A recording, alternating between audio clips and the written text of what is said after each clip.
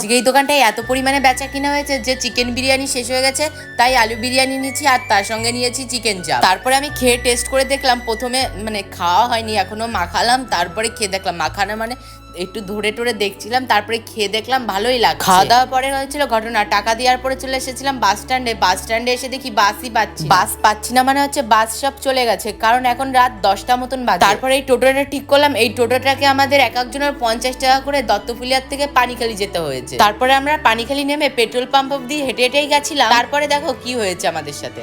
Guys, আমরা মেলায় যে ফেসে গেছি, আসার সময় টাকা নাই, বাড়ি যাবো অনেক টাকা চাচ্ছে, কিন্তু আমরা 50 টাকা দিয়ে দত্তফুলিয়াতে আইছি অবধি।